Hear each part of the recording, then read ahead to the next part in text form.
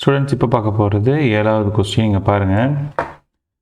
Postman can sort out 738 letters in 6 hours. Okay right. Number of லெட்டர்ஸ்க்கும் ஹவருக்கும் இருக்கிற proportion பார்த்துருக்கோம். இப்போ கொடுத்துருக்காங்க. How many letters can be sorted in 9 hours? Right. So first வந்து என்னது number of letters. Okay number of letters letter கொடுக்குறான். Okay letters. இது வந்து என்னது டைம்.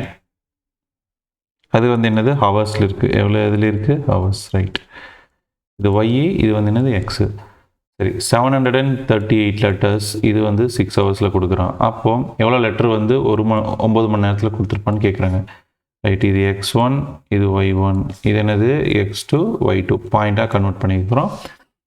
இப்போ பாருங்கள் நம்பர் ஆஃப் லெட்டர் வந்து இன்க்ரீஸ் ஆச்சுன்னு வச்சுக்கோங்க. நம்பர் ஆஃப் லெட்டர்ஸ் இன்க்ரீஸ் ஆச்சுன்னா நம்பர் ஆஃப் டைம் எப்படி தான் ஆகும்? இன்க்ரீஸ் ஆகும். தேர்ஃபோர் இது வந்து என்னது there are direct proportion. Right. அவ்வளோதானே. சரி ரைட். இப்போது இது டைரக்ட் ப்ரொபோர்ஷன் அப்படின்னு சொல்லி நமக்கு தெரிஞ்சிருச்சு. அப்போ ஃபார்முலா என்னது x1/y1 = x2/y2. எடுத்து அழகாக சப்ஸ்டிட் பண்ணுங்கள்.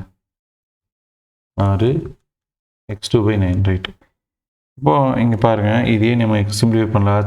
தேர்ட் டபுள் அடிக்கலாம். இது 2 இது என்னது 3. இது அடித்தான்னா 3 6 1 போட்டால் 9. ஓகே. இப்போ 369 = x2/3. இங்கே இருக்கிற 3 இந்த பக்கம் வந்தால் மல்டிபிள் ஆச்சுன்னா என்னது x2ஓட வேல்யூ கிடச்சிடும். ஸோ பாருங்கள் மல்டிபிள் பண்ணால் 27 2 18 12 20 மீதி 2 9 11. So right.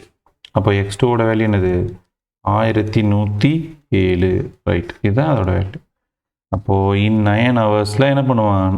9 hours 1107 letters can be sort out. Okay அவ்வளோதாங்க. ஸோ ரொம்ப சிம்பிள். கன்ஃபியூஸ் பண்ணிக்காதீங்க. Okay done. தேங்க்யூ.